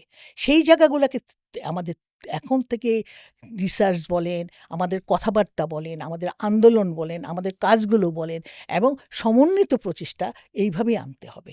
কোনো সময় সে যা তার এরিয়ার থেকে বলবে, আমি আমার এরিয়ার থেকে বলবো, আরেক ছোট বন্ধু সে তার অবস্থা থেকে বলবে। এই যে বলতে বলতেই একটা শেখাতে হবে যে সমাজ পরিবর্তনের জন্য সাংস্কৃতিক আন্দোলন দরকার, এবং একটা প্রোগ্রেসিভ আউটলুক নিয়ে সমাজটাকে পরিবর্তন হওয়া দরকার। আমার তো মনে হচ্ছে যে এখন এই যে এক ধরনের বয়ান চলছে, বলছি না আমরা বয়ান, নানা জায়গায় বয়ান চলছে, বিভিন্ন মজলিসে বয়ান চলছে, বিভিন্ন ধর্মীয় প্রতিষ্ঠানে বয়ান চলছে, বিভিন্ন সভা সমাবেশে নানা ধরনের বয়ান চলছে। তো এই রকমের বয়ানকে কাউন্টার দেওয়ার মতো আমাদেরও কিছু বয়ান তৈরি করা দরকার বলে মনে করেন কিনা? এই মুহূর্তে অবশ্যই প্রয়োজন। কারণ আমার কথা হচ্ছে যে বয়ানগুলোকে আমাকে ভাঙতে হলে আমার বয়ান দিয়ে বয়ান ভাঙতে হবে। বয়ান খালি একজন বলবে যে রাষ্ট্রধর্ম ইসলাম হবে এবং ইসলামকে আমরা সমুন্নত রাখবো, ভূমিকম্প ইসলাম থাকলে বা হবে না, এই বিশ্বাসটা থেকে মানুষকে ফিরিয়ে আনতে হবে। একটা এই যে ভূমিকম্প কোনো কারো দয়ায় হচ্ছে না, এটা একটা প্রাকৃতিক সমস্যা। সেই প্রাকৃতিক জায়গাটা না যেয়ে আমি আমার জীবাশ্মকে ঠিক না করে আমি এসে বলছি আল্লাহর রাস্তায় আমাদের এই জন্য ভূমিকা পড়ছে, নারীরা ভালোভাবে চলছে না, নারীরা যে কোনোভাবে বেলেল্লাপনা করে চলছে, সেই কারণে তাদের জন্য এটা হচ্ছে। এই দৃষ্টিভঙ্গিগুলোকে আমাদের কাউন্টার করার জন্য আমাদের নিজেদের একটা বয়ান তৈরি করতে হবে, যে বয়ানের মাধ্যমে মানুষের যে বয়ান, একটা মানুষ পরিবারে কিভাবে সুস্থ থাকবে, সমাজে কিভাবে সুস্থ থাকবে, রাষ্ট্রে কিভাবে সুস্থ থাকবে, রাষ্ট্রীয় ব্যবস্থাপনাটা কী হবে, এই গাইডলাইনগুলো রাষ্ট্রকেও আমাদের দিতে হবে, সমাজকেও দিতে হবে, পরিবারকেও দিতে হবে। এখন একটা যদি আমরা বলি যে আমরা চাই একটা বিজ্ঞান ভিত্তিক যুক্তিবাদী একটা মানবিক সমাজ চাই, যে কথাটা আমরা কিন্তু দীর্ঘদিন ধরে বলে আসছি। নারী আন্দোলন এখন বলেছি। কিন্তু তার বিপক্ষে ওই যে বিজ্ঞান ভিত্তিক আর যুক্তিবাদী সমাজ, তার বিপক্ষে একটা পক্ষ দাঁড়িয়ে যাচ্ছে, যে পক্ষটা কিন্তু আমরা মনে করছি যে খুব যে দুর্বল একটা পক্ষ সেটা কিন্তু না। এবং মানুষ বুঝে হোক না বুঝে হোক ওই দিকে কিন্তু চলে গেছে আমি কিন্তু বলবো না, কিন্তু চলে যাওয়ার একটা ট্রেন্ড আমরা দেখছি। এই ট্রেন্ডটাকে কিন্তু ঠেকানোটা হচ্ছে খুবই জরুরি, খুবই জরুরি। এখন এই ট্রেন্ড ঠেকানোর জন্য আমরা কোনো সুপারিশ দিতে পারি কিনা। সুপারিশটা যেমন হতে পারে যে আমরা রাষ্ট্রকে কিছু সুপারিশ দিলাম, হতে পারে আমরা নাগরিক সমাজকে কিছু সুপারিশ দিলাম, হতে পারে আমরা গণমাধ্যমকে কিছু সুপারিশ দিলাম, হতে পারে আমরা ইয়াং জেনারেশনকে কিছু কল দিলাম, কিছু ডাক দিলাম, এরকম কিছু হতে পারে। আপনি কিভাবে বলবেন এই বিষয়টা? কিছু কল দেওয়া, কিছু সুপারিশ দেওয়া দরকার কিনা, এবং কি ধরনের সুপারিশগুলো হতে পারে এই উল্টো দিকে চলার যাত্রাটাকে রোধ করার জন্য? আমার মনে হয় এখানে কয়েকটা স্টেপ নেওয়া যায়। একটা হলো যে আমাদের সবসময়, বিশেষ করে আমরা এখন যে সময় আছি, যখনই এই যেটা বললেন যে বিজ্ঞান ভিত্তিক একটা সমাজ গড়ার বিপক্ষে যারা আছে, যারা যে ধরনের বয়ান তারা দিচ্ছে, এই বয়ানটা শোনা মাত্র আমাদের রিয়্যাক্ট করা উচিত না। কারণ আমাদের মনে হয় যে আমাদের অনেক এনার্জি ক্ষয় হয়ে যাচ্ছে জাস্ট এটার প্রতিক্রিয়ার ক্ষেত্রে। আমাদের এটাও বুঝতে হবে যে একদিকে হলো যারা এই ধরনের বয়ান ছড়াচ্ছে তাদের আওয়াজ অনেক, তারা দুর্বল তা না, কিন্তু তাদের যে স্ট্রেংথ তাদের থেকে তাদের আওয়াজ অনেক। আমরা এটাও দেখেছি, ফর এক্সাম্পল রিসেন্টলি অনেক ধরনের কেসে, যেমন এই পুলিশ স্টেশন থেকে গলায় ফুলের মালা দিয়ে বের করে আনা, তারপর এই ধরনের যেসব কেস যারা করেছে তারা কিন্তু জাস্ট সাধারণ মানুষ না, তারা হলো 5 জন 6 জন ওয়েল কানেক্টেড, যাদের অনেক ধরনের রিসোর্স আছে, তাদের অনেক ধরনের সময় আছে, তারা ইন্টারনেটে এই ধরনের কাজ করে মানুষকে উত্তেজিত করে এই ধরনের অর্গানাইজ করতে পারে। আর এটাও নতুন কিছু না। আমরা যদি পার্টিশনের ক্ষেত্রে দেখি, দঙ্গলের ক্ষেত্রে দেখি, সবসময় কিন্তু হঠাৎ করে মানুষ কিন্তু এরকম হয়ে যায় না। সবসময় কিছু মানুষের কাজই থাকে আসলে এই ধরনের কাজ করা। তো সেই ক্ষেত্রে ভয় না পেয়ে আমার কাছে মনে হয় যে এটাও প্রশ্ন করতে হবে যে এই উস্কানিগুলো কেন হচ্ছে, বা মানুষ কেন এত সহজে তারা এগুলা মেনে নেয় বা মেনে নিতে বাধ্য হয়, বা এটা রেজিস্ট করে না। এটার একটা কারণ হলো যে বিজ্ঞান ভিত্তিক প্রোগ্রেসিভ যে এক ধরনের নেশন আমরা আশা করেছিলাম যে বাংলাদেশ ওইরকমই হবে, সেটার পিছিয়ে এক ধরনের চেষ্টা ছিল। সেই জিনিসটা কিন্তু অনেককে অনেক কিছু দিতে পারছে, কিন্তু অনেককে অনেক কিছু দিতে পারে নাই। তো একটা দেশে যখন একটা বিশাল জনগোষ্ঠী তারা পিছায় পড়ে যায় সামাজিকভাবে, অর্থনৈতিকভাবে, তারা যখন ন্যাশনাল হিস্ট্রি যখন আমরা পড়ছি, আমাদের দেশের ইতিহাস যখন পড়ি, মুক্তিযুদ্ধ নিয়ে, ভাষা আন্দোলন নিয়ে, এটসেট্রা এটসেট্রা, আমরা আমাদের পছন্দের মতো হিরোজ অ্যান্ড ভিলেন্স আমরা চুজ করতে পারি। কারোর জন্য সেটা শেখ মুজিব হতে পারে, কারোর জন্য মৌলানা ভাসানী হতে পারে, কারোর জন্য জিয়াউর রহমান হতে পারে, যে কোনো কেউ হতে পারে। কিন্তু অনেকের ক্ষেত্রে কিন্তু তারা হিরো পায়নি। আমাদের ন্যাশনাল হিস্ট্রিতে তারা হিরো পায়নি। তারা যখন এই হিস্ট্রি পড়ছে বা পড়তে বাধ্য হয়েছে, তারা দেখলো যে তাদের মতো তারা কখনো হিরো হয় না, তারা আসলে ভিলেন হয় এই হিস্ট্রিতে। তো অর্থনৈতিকভাবে, আইডিওলজিক্যালি, পলিটিক্যালি যদি তারা মনে করে যে আসলে এই দেশটা আমাকে কিছু দিতে পারবে না, তারা তো এই দেশে যেই জিনিসগুলো আমরা চেরিশ করি, যেগুলোকে আমরা ভ্যালু করি, যে সিম্বলগুলাকে, যে মানুষগুলাকে, ইতিহাসগুলাকে, সেগুলোকে আর আসলে বেশি কিছু তারা মনে করবে না। মনে করার কোনো কারণ নাই। তো আমাদেরকে তো আসলে কোনো না কোনোভাবে তাদেরকে এই মেসেজটা দিতে পারতে হবে যে এই দেশটা যদি আমরা একসাথে যদি আমরা কাজ করতে পারি, তাহলে তাদেরও একটা জায়গা থাকবে। তাদের যদি কোনো জায়গা আমরা দিতে না পারি, তাহলে এটা আমাদের পক্ষে সম্ভব হবে না। আসলে মূল্যবোধের জায়গাটাকে যদি চিন্তা করি আমরা আসলে মূল্যবোধটাকে আমাদের কিভাবে এই মূল্যবোধটাকে পরিবারের সমাজে রাষ্ট্রে আনা যায় সেই চিন্তাটা আমাদের করতে হবে। দেখেন, ধর্মটা সহজে মানুষ বুঝতে পারে, মানুষকে আল্লাহর ভয় দেখায়, সব কিছু ধর্ম দিয়ে যত সহজে বলা যায়, কিন্তু একটা মূল্যবোধ চর্চার জন্য সংস্কৃতি দিয়ে সেটা বোঝানো যায় না, রাষ্ট্রীয় আইনকানুন দিয়ে সেটা বোঝানো যায় না, তার মনস্তত্ত্ব পরিবারের জন্য সাংস্কৃতিক আন্দোলন করেও বোঝানো যায় না।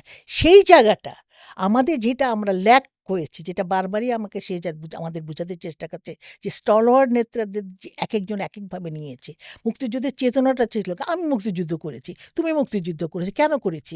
আমরা দেশকে ভালো love for the people, love for the country, এটা চিন্তা ছিল। এই চেতনার বোধগুলোকে জাগ্রত করার একটা জায়গা করতে হবে, সেটা সাংস্কৃতিকভাবেই হোক, সেটা আমাদের ধর্মীয় অনুমাননা দিয়ে কোনো দিনই রাষ্ট্র পরিচালনা করা যায় না। আর তাছাড়া বাংলাদেশের একটা সংবিধান আছে, এত ভালো একটা সংবিধান, সারা পৃথিবীর মধ্যে চতুর্থতম অবস্থানে আছে সংবিধান। সেই সংবিধানটাকে নিশ্চয়ই ফেলে দিয়ে আমরা কাজ করতে পারবো না। সংবিধানটাকে সমুন্নত রেখে সংবিধানের মাধ্যমেই আমাদের চেতনাগুলোকে বিকাশ ঘটাতে হবে। এই বিকাশের জায়গাটা এখন আমাদের মতো মানুষের, যারা আমরা বিশ্বাস করি মানুষকে মানুষ গড়তে গেলে, মানুষকে মানুষ হতে গেলে ধর্ম বর্ণ নির্বিশেষে হতে হবে, এবং ওই যে যুক্তিবাদী চিন্তা দিয়ে হতে হবে। এবং আমি সেই যুক্তিবাদী চিন্তা দিয়ে আমি বোঝাতে চেষ্টা করব যে পৃথিবীতে মানুষ জন্মেছে, মানুষের কর্ম দিয়ে সেটা পরিচয় করতে হবে। আমি মানুষ, আমার একটা কর্ম আছে, আমি সেই কর্মটাকে আমি সমাজকে পরিবর্তনের একটা জায়গায় নিতে পারবো। তার মানে আমরা এই আলোচনার থেকে দেখলাম যে এই সমস্যাগুলো সমাধানের জন্য যেমন রাষ্ট্রের অনেকগুলো করণীয় আছে, নতুন আইন নীতিমালা প্রণয়ন করার দরকার আছে, যে আইনগুলো আছে, নীতিমালা আছে, সেগুলো বাস্তবায়ন আরো বেশি জরুরি, কারণ বাস্তবায়নটা হয় না। এবং যারা নাগরিক সমাজ, নাগরিক হিসাবে তাদের কিছু দায়িত্ব আছে। আমরা তো অধিকারের কথা বলি, কিন্তু অধিকারের পাশাপাশি দায়িত্বের বিষয়টাও ভাবতে হবে অবশ্যই। এবং তরুণ সমাজ, তরুণ প্রজন্ম, যাদের কাছে আমাদের অনেক আশা, তাদের আসলে অনেক কাজ করার জায়গা আছে, কিন্তু তাদেরকে সেই স্পেসটা দিতে হবে, জায়গার উদ্বুদ্ধ করতে হবে, সেই স্পেসটা তাদেরকে দিতে হবে।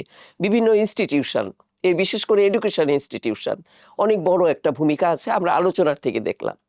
দেখেন আমরা কিভাবে নারীর প্রতি সহিংসতা এবং সহিংসতার দুইটা বিশেষ ধরন নিয়ে আলোচনা শুরু করেছি, সাইবার সহিংসতা, আরেকটা হচ্ছে ধর্ষণ, একেবারে বর্বরতম রূপ। কিন্তু সেই আলোচনাটা করতে করতে করতে করতে আমরা কিন্তু সমাজের কোথায় কি আছে, সমাজের মনস্তত্ত্ব কীরকম, মানুষের মনস্তত্ত্ব কীরকম, ব্যক্তির মনস্তত্ত্ব কীরকম, সেই জায়গাটা পর্যন্ত কিন্তু আমরা চলে গেছি। তার মানে হচ্ছে ভায়োলেন্সগুলো হচ্ছে প্রকাশ, এইগুলো হচ্ছে প্রকাশ, কিন্তু তার পেছনে আরো অনেকগুলো বিষয় কাজ করে। যখন একটা ঘটনা ঘটে যায় তখন আমরা দেখছি যে হ্যাঁ, এটা এই ধরনের ভায়োলেন্স, কিন্তু তার পেছনে কি মনস্তত্ত্ব কাজ করে আমাদের আলোচনায় কিন্তু মোটামুটিভাবে সেই বিষয়গুলো উঠে এসেছে। এবং আমাদের করণীয় জায়গাগুলো, আমি খালি শেজাদ ভাইকে সর্বশেষ, আমরা বাংলাদেশ মহিলা পরিষদের পক্ষ থেকে আয়োজন করেছি, নারী আন্দোলনের পক্ষ থেকে আয়োজন করেছি, নারী আন্দোলনের কি করণীয় আসলে, না, আপনি যদি খুব এটা কম না, কথায়। এটা আমি বলার চেষ্টাই করব না। কেন নয়? এখানে নারী আন্দোলনের ক্ষেত্রে অবশ্যই পুরুষের একটা রোল আছে, কিন্তু এখানে পুরুষ সবসময় ফলোয়ার হতে হবে। এটা অ্যাডভাইস দেওয়ার মতো জায়গায় কখনো কখনো আমি যেতে শেহজাদের পারে সাথে না। একমত না। আমি না, না, সুপারিশ, না। আমি শেহজাদের সাথে একমত না। আমরা তো দুটো মানুষ, আমি কিন্তু নারী আর পুরুষ বলতে চাই। ও যেটা বলতে চাচ্ছে যে এই আন্দোলনটাকে নেওয়ার জন্য খালি নারীরাই করবে, না, তোমার মতো মানুষ, অর্থাৎ শেহজাদের মতো একজন শিক্ষক আমার পাশে থাকবে, আমার পাশে একজন ডাক্তার থাকবে, একটা ইঞ্জিনিয়ার থাকবে, একজন আইনজীবী থাকবে, একজন বুদ্ধিজীবী থাকবে, একজন কালচারাল সেকশনের লোক থাকবে। সেই আন্দোলনের সাথে তুমি সম্পৃক্ত থাকবা। তার মানে তো এটা একটা অধ্যত্তর বিষয় না, বিষয়টা হচ্ছে এই পরিবর্তনটা যেহেতু আমি চাই, তুমি চাও, সবাই চাই, আমরা সবাই চাচ্ছি যে একটা সমাজের একটা ব্যাপক পরিবর্তন হোক, যেখানে মানুষ মানুষ হিসেবে বাঁচবে, নারী নারী হিসাবে নয়, মানুষ হিসেবে বাঁচবে, এবং শিশুরা তার মুক্ত আলোতে, মুক্ত বাতাসে, মুক্ত চিন্তার মধ্য দিয়ে শিশুরা বেড়ে উঠবে। এই জায়গাটা যদি আমরা চিন্তা করি, তাহলে সম্মিলিত একটা আন্দোলনই হচ্ছে সব প্রয়োজন, এবং তার সাথে সাথে রাষ্ট্রীয় ব্যবস্থার পরিবর্তনের জন্য সেইখানে প্রেশার গ্রুপ হিসেবে কাজ করা। এটা হচ্ছে, আমি নারী আন্দোলন করি সেই হিসাবেই আমি এটা বলতে বাধ্য হচ্ছে। সে যা যদিও ভয় পাচ্ছে যে নারী আন্দোলন কি বলে ভুল করবে, কিন্তু আমি বিশ্বাস করি না। সে যা আমার পাশে আছে বলেই আজকে ঢাকার সাথে সে যাদ আমার কাছে এসছে। এটাও তো আমার অ্যাচিভমেন্ট। সেজাদের মতো একজন শিক্ষক আমার পাশে বসে, আমার মতো একটা মায়ের পাশে বসে কাজ করছে। তো এইটাই করতে হবে। অর্থাৎ এই যে আমরা সব হাতগুলোকে একসাথে করে, সাথে যদি 10টা হাত হয়, 10টা হাতের থেকেই আমরা কিন্তু সমাজটা পরিবর্তনের জায়গায় নিতে পারবো। সেখানে কোনো ধর্মের উন্মাদনা থাকবে না, সেখানে সাংস্কৃতিক বিকৃতির কোনো জায়গা থাকবে না। মানুষের প্রতি যে ভালোবাসা, দেশের প্রতি ভালোবাসা, দশের প্রতি ভালোবাসা, মানুষের জন্য কাজ করা, সেটাই আমরা চাইব। তো সেই কথাই না, শেষ কথা বলি আমরা যে সবার উপরে মানুষ সত্য, তাহার উপরে নাই। আসলেই তার উপরে নাই, তার সেটা হওয়া উচিত না। সেটা না হলে পরেই ওই যে নানা রকমের ডিভিশন, নানা রকমের ঘৃণা, নানা রকমের বিদ্বেষ। তো সেইটা কিন্তু আমরা নারী আন্দোলনের পক্ষ থেকে এই ডাকটাই কিন্তু আমরা দিই, বাংলাদেশ মহিলা পরিষদের পক্ষ থেকে এই ডাকটাই আমরা দিই যে আসুন আমরা মানুষকে মানুষ বলে বিবেচনা করি, নারী হিসাবে না, পুরুষ হিসাবে না, মানুষ হিসাবে, এবং তারপরেই হচ্ছে রাষ্ট্রের নাগরিক হিসাবে বিবেচনা করি। ধন্যবাদ। আমি একটু কি আর বলার সুযোগ আছে? তাহলে আমি একটু বলে যেতে চাচ্ছি, বলবো কি একটু? বলো বলো। সেটা হচ্ছে, আমাদের সংবিধানে সব জায়গায় সমতার কথা বলা হয়েছে, একটা জায়গায় বলা হয় নাই, পারিবারিক ক্ষেত্রে। এই জায়গাটা, সমতার জায়গাটা, আমি যদি নাগরিক সুবিধা, যেটা কিছুদিন আগে আমাদের জাস্টিস কৃষ্ণা দেবনাথ লিখেছে, যে আমরা নারীরা সমাজে নাগরিক, কিন্তু পরিবারে যে নারী হয়ে যাই। অর্থাৎ যখন আমার বিয়ে রেজিস্ট্রেশন, আমার তালাক, আমার অভিভাবকত্ব, আমার সম্পত্তির অধিকার, সেই জায়গাটায় রাষ্ট্র আমাদেরকে স্বাভাবিক অবস্থা, যদিও আমরা বলছি সমতার জায়গাটা আসছে, সেটা নাগরিক সমতা। আমার চাকরির ক্ষেত্রে আমার সমতা আছে, আমার আমার গণতান্ত্রিক আন্দোলনের ক্ষেত্রে আমার সমতা আছে, কিন্তু আমার যে পারিবারিক যে অবস্থা, সেই ব্যবস্থার ক্ষেত্রে সংবিধান না থাকার কারণে আজকে আমাদেরকে কিন্তু এখন এই যে অভিন্ন একটা জায়গা যাওয়ার জন্য আমাদের নারী আন্দোলনকে যেতে হচ্ছে, অভিন্ন পারিবারিক আইনটা প্রচলন করতে যেতে হচ্ছে। সেই জায়গাটা, অর্থাৎ আমি যখন সম্পত্তির অধিকারী হব, তখন কিন্তু আমার পার্টনার বুঝতে শিখবে যে না, আমার স্ত্রী আমারই পাশে দাঁড়িয়ে, এবং সে সম্পদের অধিকার পাচ্ছে, এবং এই অধিকারটা পরিবার থেকে দিতে হবে। অধিকারটা তো আর রাষ্ট্র যেয়ে দিবে না, দিতে হবে পরিবার থেকে। কিন্তু অনেক সময় দেখা যায় যে আমাদের দেশে যে প্রচলিত আইন আছে, প্রচলিত আইনে পরিবারে সেই জায়গাটা দেয় না। সেই কারণে আবার কিন্তু আমরা নারী আন্দোলন, অর্থাৎ আজকে যেহেতু সুযোগ পেয়েছি, পডকাস্ট করার সুযোগ পেয়েছি, এখানে আমরা বলতে বাধ্য হচ্ছি যে আমরা অভিন্ন জায়গাটায় যেতে চাই, পরিবার, সমাজ এবং রাষ্ট্রে, এবং পারিবারিক ক্ষেত্রে সেই জায়গাটা যাওয়া একান্ত প্রয়োজন বলে আমরা মনে করি। অনেক ধন্যবাদ আপনাদের দুইজনকে। আমাদের কথা তো আসলে শেষ হয় না, শেষ নাই যে শেষ কথা কে বলিবে, কাজে শেষ আর হবে না আর কি। ধন্যবাদ, সবাইকে ধন্যবাদ। ধন্যবাদ।